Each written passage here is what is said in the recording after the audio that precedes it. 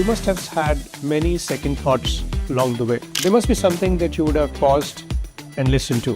They used to call it Progcap laga diya. When from a financing company we became a verb, we realized that something good is happening. Most companies, they change directions when they're struggling. You change directions when you're doing really good. Our speed would have been significantly more had we done that. We almost paused disbursals for 2 months and then regrouped, got our customers, shifted to our NBFC and started working like one. It was a massive shift. We helped our initial employees get some liquidity twice.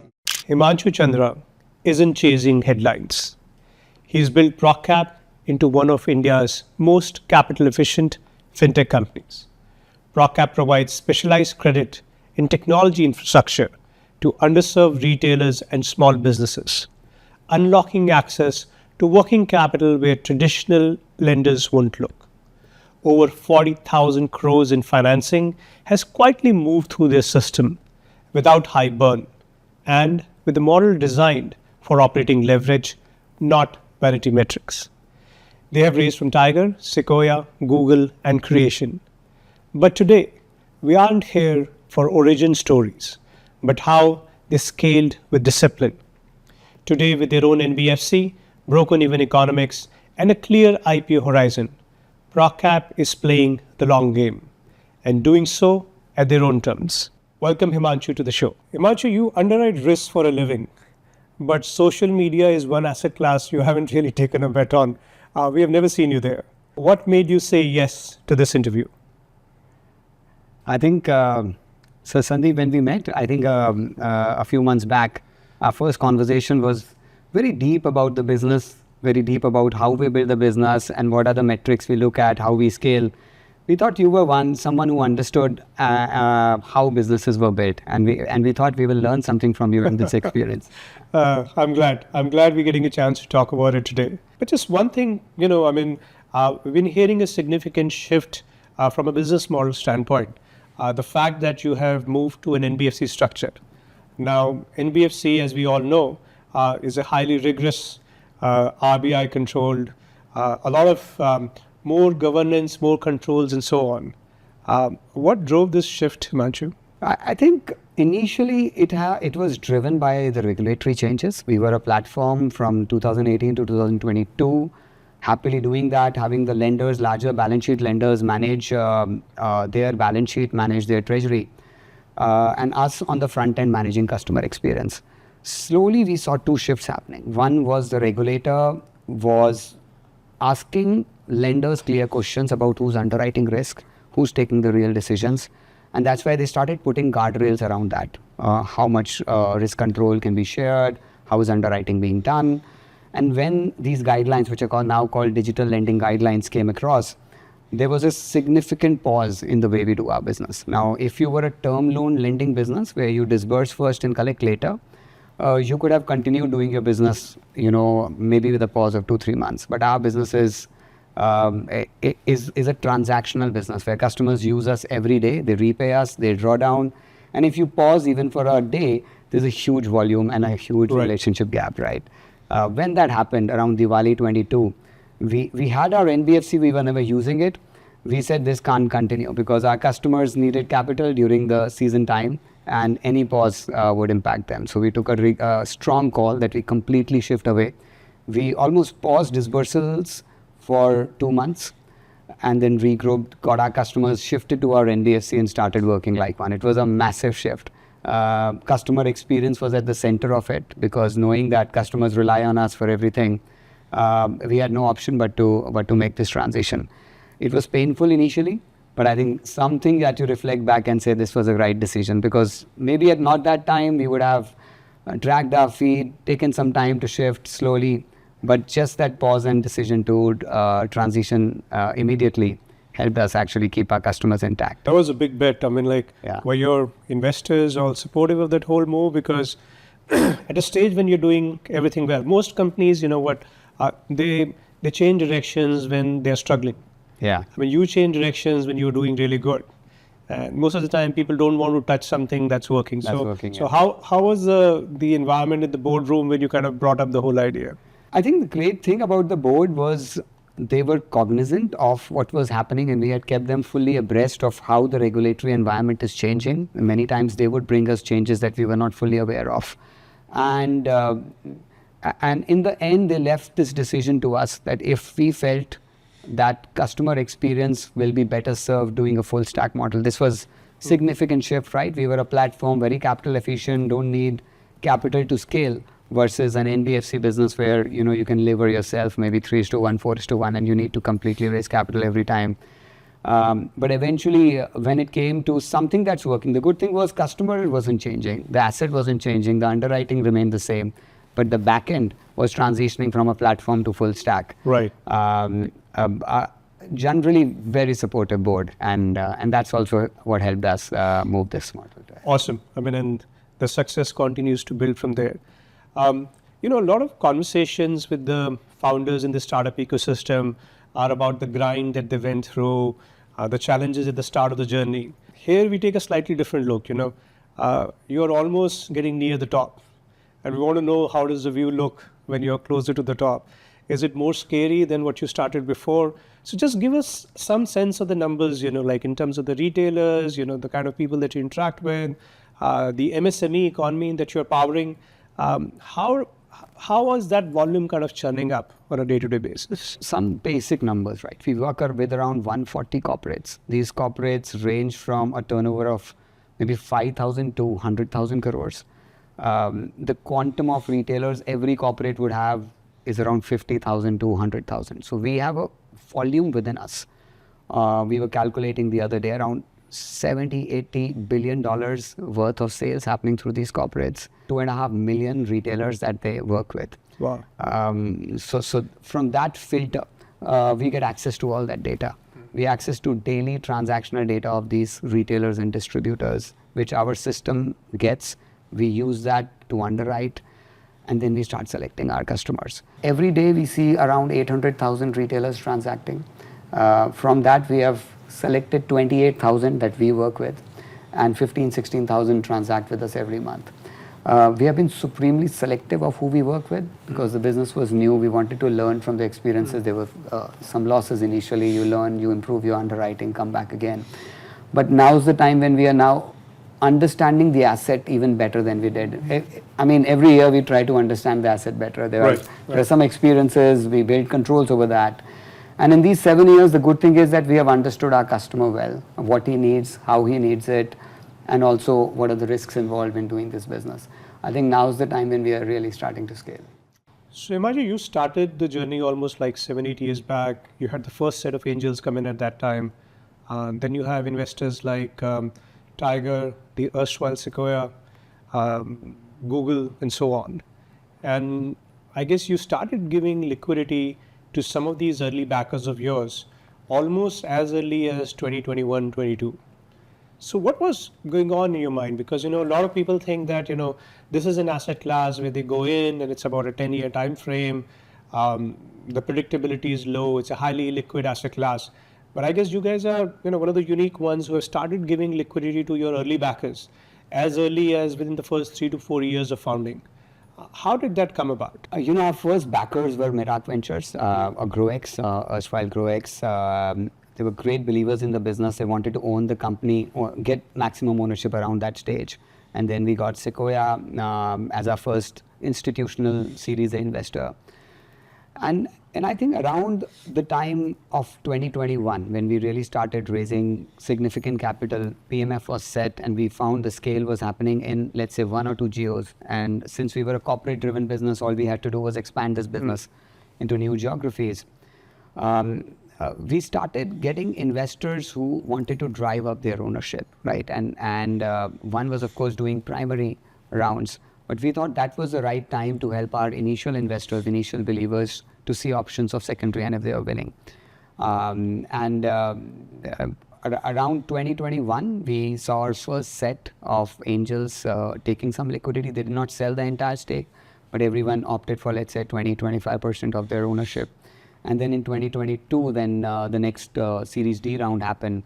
Then the next round of ownership sales happened. We helped our initial employees get some liquidity twice in those 2 rounds as well. Wow. and now as we go ahead and raise more capital, I think we will have primary capital infusion as well as some secondaries happening. That's generally been the mindset, that whenever a new investor comes in, we blend the primary raise with secondary, so that there is liquidity for the early believers, early investors, and ownership increase for the new investors. In some sense, you are able to create a good balance, giving liquidity to the early backers, yet giving a bigger chunk of share to the institutional investors who come in. Right. I guess it also keeps your cap table fairly consolidated and clean in that sense. Absolutely. Outstanding. So I think, that's a trend that we are seeing across the board. While the whole concept of secondaries is a fairly new phenomenon in India, globally in the US we have seen they're growing by about 40% year on year, this asset class. But the IPOs piece, I think that's becoming a very active part of the industry as well. Have you guys been starting to think about IPO? What kind of broad timelines do you have in mind?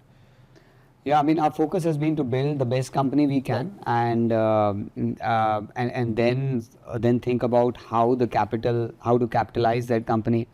But as the direction of the company has moved from a platform which was asset light towards more an NBFC, which will require capital. I mean, our business is to borrow capital and lend it out in the market, and then there's a leverage cap that hits. After that, you have to raise equity. So I think as this cycle will become more common for us, we have also realized the best market for that is the public market. So we believe generally NBFCs that reach scale of around 5,000 to 6,000 crore of AUM are the ones that are ready to go public. We are let's say halfway there. Okay. We are scaling at around 40-50% every year. So we believe 2 to 3 years from now is when we'll be ready. When we'll be ready, we'll see what's the best way to raise capital, maybe going public, maybe raise another private round. Right. I'm sure with the success that you're creating, there's no dearth of capital chasing you. So and you have some of the best investors backing you in the cap table anyway. So I think we look forward to the journey to the IPO end. So imagine the kind of success that you're creating. A lot of businesses take about, almost about 8 to 10 years to reach this position. But we're seeing in the market, the whole cycle is expediting very significantly. So give us a sense of, what was that breakout moment? What was the whole aha thought in your mind when you could sit back and say, guys, we're on the right track.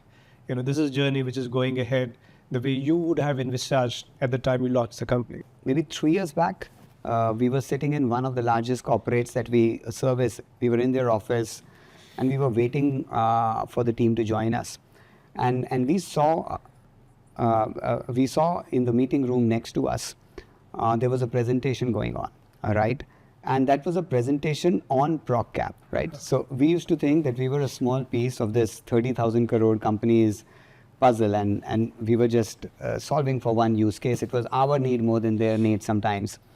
And this presentation was, they used to call it Progcap Laga Diya. That was their tagline. And they said that, okay, this is a large distributor financing business that we are doing with large banks. We are doing Bajaj Finance at the consumer side, and we are doing Progcap at the retailer side. And when from a financing company we became a verb in that corporate's lexicology, we realized that something good is happening, right? So almost like, let's Google it. Let's Google it, put Progcap in it, right? So in the market, they started saying, put Progcap. And as I would go and meet my distributors and I would start explaining the product, they would say, sir, we know your product. We know about your product. Tell us how can we scale this up. So I think those few moments when more than you, the people you service, they have already got knowledge and they are better able to explain your product. Then you realize something good is happening, and maybe it's time to really significantly scale. Awesome.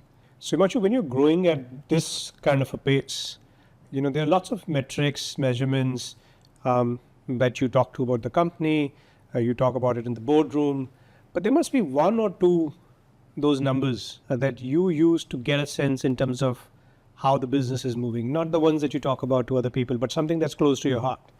Can you give us some sense on what that metric is and how do you go about kind of looking at the whole piece? So Sandeep, one number, and I hope I don't have to put it in my MIS eventually, but one number that we track very closely internally, it's just Pallavi and me, we keep monitoring this, is something we call routing. So what happens is we are effectively a pause between a seller and a buyer, right? Either it's a large corporate and a distributor, or a distributor and a retailer. And if everything's going well, if your PMF's perfect, then everything that he invoices should be routed through our systems, right? Unless we have block limit or we have under serviced him. And many times when this number is not 100%, it gives us a lot of insights. What is the use case where he didn't use you? Did he have a lower margin? Are our rates too high? Are our terms too difficult to manage? So routing for us is a metric that almost gives us away what the next 3 months are going to look like. Will the utilizations drop? Will there be attrition? So yeah, this is one number. And we have plugged direct data between the seller and the buyer. So we are effectively an operating system for them. They give us all the transactions that they do. And we eventually would fund 30-40% of the retailers in that seller's ecosystem. But we want the 100% of the transactions of those 30% seller buyers to go through us. When it doesn't happen, it means attrition is nearly coming to you. And that is something we track very, very closely. When you talk about your business, it's almost as much about data as it is about the real rupee and dollar pieces. So there's like a huge amount of data mining that you guys must be doing on a regular basis. Yeah. To understand the trends, to understand the patterns. So did that start more recently, or was that the focus from day one? The transactions that come through us are actually the real sense of how that industry is going, right? For example, this year we had a great AC season, but a very poor television, refrigerator, TV market. The sales of brands dropped by 7-8% in terms of real volumes. Inflation, of course, helped the value of the sales increase. FMEG market was down, fan sales were low, agri market, monsoons were erratic. All those numbers actually reflect in the real transactions that are happening between the sellers and buyers, because these are real retailers in tier 2, 3, 4, 5 towns. They're buying dips or increases. And initially we used to just use this data for our internal monitoring, because we would end up, so what happens is, let's say a mobile phone is sold by the corporate to a distributor, that transaction would show in the ERP, distributor to retailer, that would show in Tally, and then retailer sells to a consumer and that phone gets activated. That's an IMEI activation which a brand will give it to us. So we will get an entire chain of when actually the cash flow is generated. And if the retailer doesn't pay us back right after 2 days of, let's say, cash generation, we would go to him, and because that means he's diverting funds, which is a risk for us. We would restrict our usage to this. But slowly we realized that because we service multiple brands in this industry, we are also getting to see very hyper-local trends of what's selling and not selling, right? Is a 32-inch TV of which brand is selling better, which model is picking up better, what's still stocked at a retailer end. And if we are able to inform our corporates better about it, maybe they will push their production cycles in the right way. I mean, we can give a right insight. So this is a practice we have recently started, where we try to give insights on what's selling better, and those data insights are consumed by our corporates. But there's so much more that we can do about it. Just incredible. So you literally have a microscopic view. Absolutely, yeah. In terms of what products are selling, what price points are selling, what brands are selling. You have a sense of literally the prosperity at the ground in terms of how much people are buying, or a season when people are actually refraining from doing so. And you're powering the whole MSME economy. Because that's one part, we've been looking at the whole supply chain segment for a long time. And we could see multiple legs along the way. But the fact where a small retailer is being empowered by working capital, that was the missing part. And I think that's the most critical lever that you have cracked in some sense, which is giving you this visibility, I guess. Very true, Sandeep. I mean, these retailers were largely ignored, right? Big distributors had access to capital, consumers were serviced by BNPL companies. Yeah. And everyone in one way or the other was saying how to get rid of these retailers more than empower them, right? The movement of e-commerce, the movement of modern retail was always that this is an inefficient ecosystem and let's try other ecosystems. I think giving them capital has really improved their margins, their ability to scale. And we are seeing real impact. We are able to see that within a seller's ecosystem, the retailers we work with versus the retailers who choose not to work with us or we choose not to work with them, within a 12-month time frame, we are seeing their sales improving, the market share of the brand improving, the rotation cycle improving. So all those positive virtuous cycles are happening slowly just because of this empowerment of credit and technology to them. And that's very counterintuitive in some sense, because the way the technology is going, the way the online mediums are going, everybody says that this is an additional layer into the ecosystem, right? I mean, if brands had a choice, then maybe through online distribution and so on, they'll reach the end customer directly.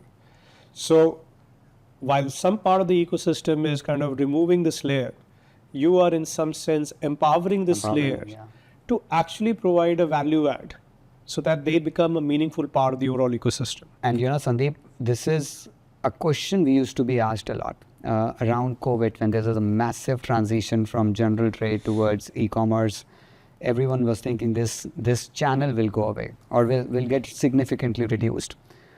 You know what? From 22 to 25, the share of general trade has actually increased. Oh, really? Yeah, in most of the channels. Wow. And there's a realization among large corporates that it is not in their benefit to actually get rid of this channel, because this is the distribution they built over decades. This is their reason for dominance in the Indian market is largely because of their distributor retailer ecosystem. As soon as they go e-commerce, the chances of a new player or coming in, pricing them out are significantly increased. So brands actually support us in giving subventions, in giving schemes, in giving credit to these retailers so that they stay afloat and they're able to service their local markets. Also, the distributor ecosystem really helps large corporates, because India is such a seasonal country, right? During summer season, there's a huge stocking of air conditioners and fans. But as soon as winters hit, no one buys them. So there is a huge stock, there's a pie, and brands can't take it back. Now, these distributors create the right schemes so that liquidity can happen. They pass on the discounts, they work closely with their retailers and customers, and are able to flow into their channels so that stock doesn't come back, which a large modern retail outlet or maybe a large e-commerce store will not do. But that's true value creation. True value creation, yeah. Outstanding. So Himanshu, how about we switch some gears, right? And we've talked enough about the business. How about we try and get into a little bit of Himanshu's mind, right?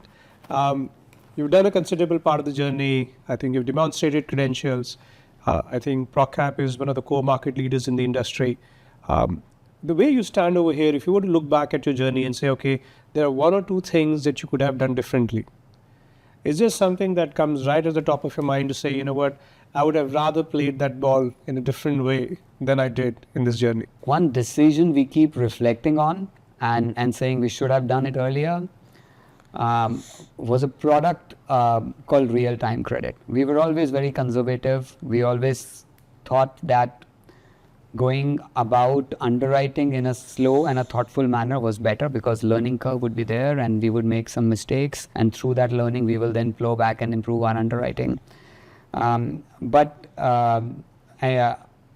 underwriting a customer real time was always available to us, largely because the data was always present, and when the data comes in, our team was actually going, interacting with the customer and taking the decision, which used to take 7 days. Now that transition has happened in 1 day, largely because we are empowering this data on the seller's phone. Our speed would have been significantly more had we done that much sooner, and we saw some players get in the market, do that, for us to make that decision and start making our technology changes in that direction. I think had we done that sooner, our scale would have been significantly higher. Wonderful. I think always good to look back in that sense and say, you know, these are some of the milestones. If they would have come earlier, then hopefully the journey would have been even much more swift than what it has been before. Yeah. Awesome.